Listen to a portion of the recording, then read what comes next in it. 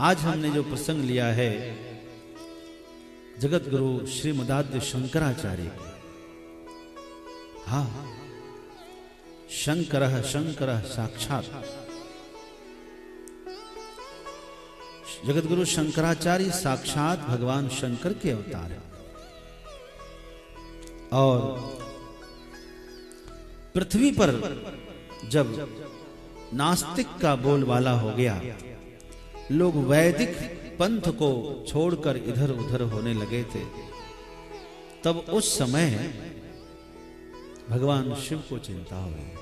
बंधुओं, सनातन धर्म अक्षुण्ण रहे। एक बात बताऊं, सनातन का अर्थ क्या होता है? सनातन शब्द की मीनिंग क्या है? अमरकोश में आया है सनातन धर्म का पर्यायवाची 5। शाश्वतस्य ध्रुवोर नित्यम सदातन सनातन। जो शाश्वत है, जो ध्रुव है, जो नित्य है, जो सदातन है, वही सनातन है। तो शिवजी चाहते हैं कि सनातन की प्रतिष्ठा सदा सदा बनी रहे। जब जब आसुरी संपत्ति बढ़ती है, तब भगवान शिव ही सनातन धर्म की फिर से प्रतिष्ठा चाहते हैं किसी न किसी रूप में। हाँ, किसी न किसी रूप में शिव जी आते हैं और आकर के सनातन धर्म की प्रतिष्ठा करते हैं। बंधुओं, भारत में जब बौद्धिस्टों का बोलबाला हुआ, भगवान बुद्ध तो भगवान है, भगवान बुद्ध ने जगत को समता का पाठ पढ़ाया। सभी नर समान है, सबको भक्ति करने का अधिकार है। इसलिए अभक्ष भक्षण छोड़कर, मांसाहार का त्याग कर शुद्ध शाकाहारी बने और भक्ति करें। अपना कर्म करो, किसी से डरने की जरूरत नहीं है। अपना कर्म करते हुए भगवत प्राप्ति करने की जरूरत है। सुंदर सा मार्ग भगवान बुद्ध ने जगत को दिखाया अपने उपदेश के माध्यम से। परंतु बंधुओं, उनके जाने के बाद भगवान बुद्ध में 3 भाग हुए। हाँ, सौत्रांतिक, वैभाषिक और योगाचार। इसमें कुछ तो शून्यवाद को अपना लिए, कुछ लोगों ने तर्क से सब कुछ छिन्न भिन्न कर दिया। अभक्ष भक्षण भी शुरू हो गया। और बुद्ध के अनुयायी शासन प्रशासन में आए, तो शासन में तो हिंसा करनी पड़ती है। तो देश, आज देखेंगे आप, भारत को छोड़कर अनेक देश हैं जो बौद्धिस्ट कंट्री है। आज भी बौद्धिस्ट, जापान देख लीजिए, उसमें चाइना अपने आप में, तिब्बत, बर्मा, ये सब बौद्धिस्ट कंट्री है। म्यांमार। तो भारत को छोड़कर ये सब विदेश चले गए उस समय में। पहले ये सब भारत में ही थे। जब सम्राट अशोक को बौद्धिस्ट बनाया गया, तो पूरे भारत में भगवान बुद्ध का प्रभुत्व हुआ। सब लोग एक जैसे हो गए। बहुत अच्छा काल था वो। लेकिन उनके जाने के बाद धीरे धीरे धीरे धीरे जब खासकर नागार्जुन का प्रवेश हुआ बौद्धिस्टों में, तब इन्होंने जो अनेक ग्रंथ लिख दिए और भगवान बुद्ध के संप्रदाय को कट्टरवाद बना दिया। सब लोग वेद धर्म से ही नफरत करने लगे। वैदिक आचार से शून्य हो गया भारत। तब उस समय जगत को वापस वेद से जोड़ने की जरूरत थी। तब आद्य जगत गुरु शंकराचार्य का आविर्भाव होता है। अभी हम छप्पे छंद के माध्यम से जानेंगे कि जगत गुरु शंकराचार्य की कितनी आवश्यकता थी। यदि जगत गुरु शंकराचार्य न होते तो आज भारत में वेद धर्म विलुप्त हो जाता। आज चले जाइए, जो बौद्धिस्ट कंट्री है वहां भक्ति है कि नहीं आपको पता नहीं चलेगा, क्योंकि सब कुछ खाया जा रहा है। केकड़ा और कॉकरोच और क्या, सांप बिच्छू सब खाते हैं। कहाँ गए भगवान बुद्ध की संहिता? अहिंसा परमो धर्म, ये तो लुप्त सा हो गया। तो बंधुओं, ऐसे धर्म की आवश्यकता भारत को नहीं थी। तब भगवान शिव ने यदा यदा हि धर्मस्य ग्लानिर्भवति भारत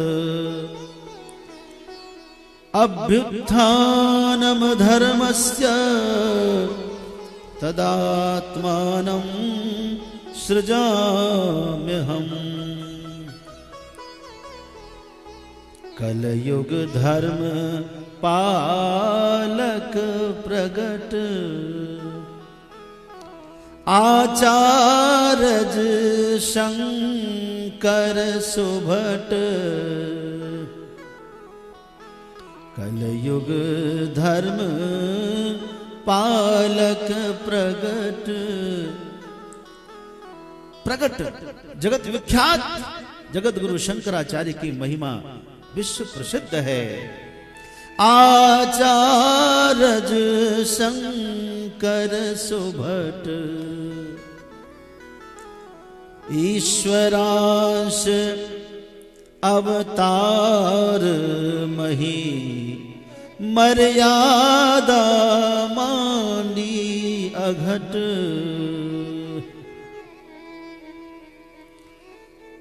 उत्शृंखल अज्ञान जिते अनईश्वरवादी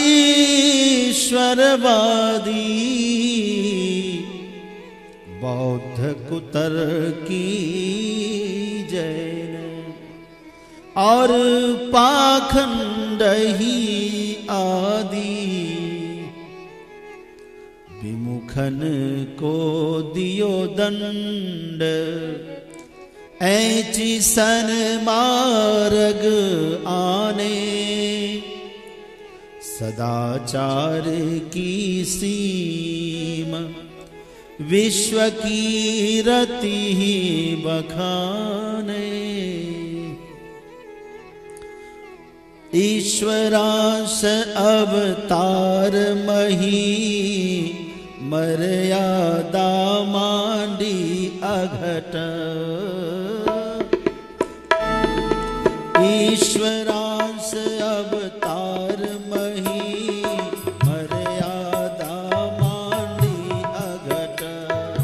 कलयुग धर्म पालक सुभट आचार्य शंकर सुभट। कलयुग धर्म पालक प्रगट आचार्य शंकर सुभट। आचार्य शंकर घट आचार्य शंकर सुभट। बंधुओं, उत्शृंखल जो उत्शृंखल थे शास्त्र को छोड़ करके, कहते हैं श्रीमद् भगवद गीता में भगवान श्री कृष्ण उपदेश करते हैं, यो शास्त्र विधि उत्सृज्य वर्तते काम कारतः न स सिद्धिम वाप्नोति न सुखम न पराम गतिम। जो शास्त्र विधि को त्याग देगा उसको सिद्धि नहीं मिलेगी, उसको सुख नहीं मिलेगा। तस्मात् शास्त्रम प्रमाणम ते कार्य व्यवस्थित। क्या करना चाहिए क्या नहीं करना चाहिए इसमें कौन बताएगा? बोले शास्त्रम प्रमाणम, इसलिए शास्त्र प्रमाण है। और ज्ञात्वा शास्त्र विधानोक्तम कर्म कर्तुमिहार्हसि। जैसे आपको किसी व्यापार के लिए कोई फैक्ट्री लगाना है तो आप उसके बारे में भली भांति विचार कर लेते हैं, करते हैं कि नहीं करते? कहाँ पर लगाना अच्छा होगा, कितना बजट बनाना चाहिए, है ना, उसका इनकम टैक्स का क्या है, नियम क्या है,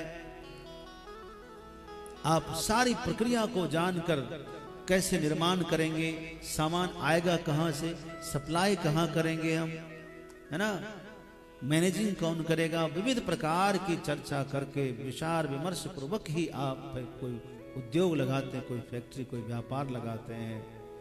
वैसे ही धर्म का आचरण करना है, कुछ जगत में पुण्य का कर्म करना है जगत में, तो आपको विचार करना पड़ेगा।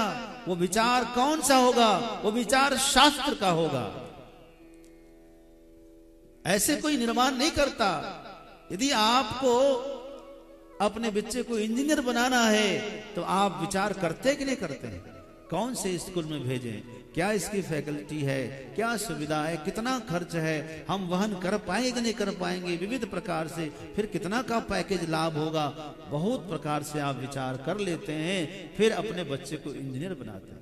उसी तरह से यदि आपको शुभ कर्म करना है, कोई भी पुनीत कर्म करना है, तो आपको एक निर्णय तक पहुंचना होगा। निर्णय कौन बताएगा? तस्मात् शास्त्रम प्रमाणम ते कार्याकारी व्यवस्थितो ज्ञात्वा शास्त्र विधानोक्तम कर्म कर्तुम इहारसि। इसलिए शास्त्र ही इसमें प्रमाण होगा कि क्या कर सकते हैं और क्या आप नहीं कर सकते। मनमाना नहीं चलेगी। और जगत गुरु श्रीमदाद्य शंकराचार्य ने फिर से वापस वैदिक सनातन धर्म की स्थापना की है। न केवल देश में, विदेशों में भी स्थापना कराई है। आहा बंधुओं, दया स्वर्ग उठी गई। दया तो कलयुग में थी ही नहीं, स्वर्ग चली गई। और धर्म धस गयो धरनी में, धर्म धरती में धस गया। पुण्य गयो पाताल, पाप भयो बरन बरन में। पुण्य गया पाताल और पाप यहाँ हर व्यक्ति में छा गया। ये कलयुग प्रत्यक्ष दिखने लगा था उस समय। अरे प्रीति रीति सब गई, बैर भयो घर घर भारी। प्रीति प्रतीति तो चली गई, विश्वास उठ गया, प्रेम उठ गया, समाप्त हो गया। बैर भयो घर घर भारी। अरे आपनी आपनी परिजिते जग में नर नारी। केवल अपना अपना चिंतन होने लग गया। इतने स्वार्थ में लोग डूबे। कविराज कहत साची सब निपट पलटी, समयो गयो अरे रे नर निरंध सुन कान दे। अब प्रत्यक्ष कलयुग भयो। घोर कलयुग, यही कलयुग का स्वभाव है। जब कोई किसी पर विश्वास न करे, जो किसी से कोई प्रेम न करे, सब एक दूसरे को शंका की दृष्टि से देखने लगे, घर घर में कलह हो जाए, यही कलयुग की पहचान है। हाँ, और पाप सबके मन में रोम रोम में छा जाए।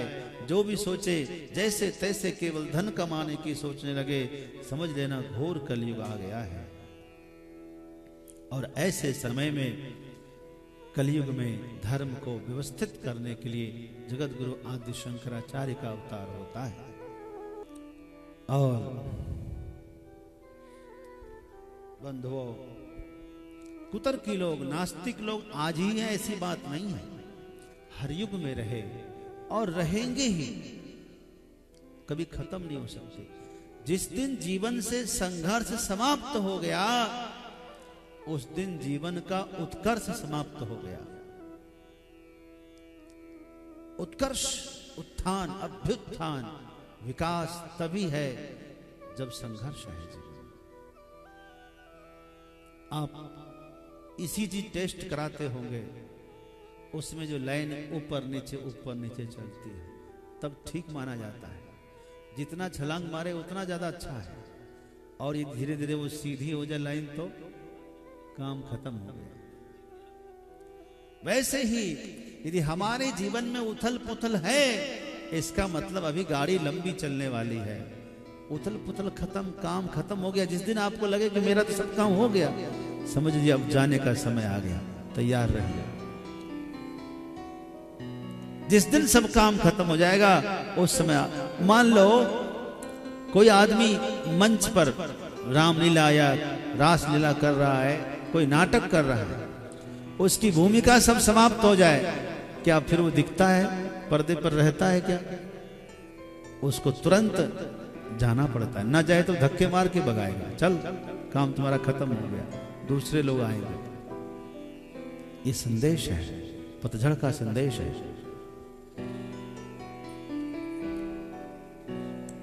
और उच्छृंखलवादी पाखंडी लोग वाम मार्गी हो गए। क्या हो गए? वाम मार्गी, वामपंथ, लेफ्टिनेंट। अभी भी यहां एक पार्टी है जिसको वामपंथी कहते हैं, विचारधारा वाले, लेफ्ट की सरकार। बिल्कुल विपरीत सब कुछ है उसमें।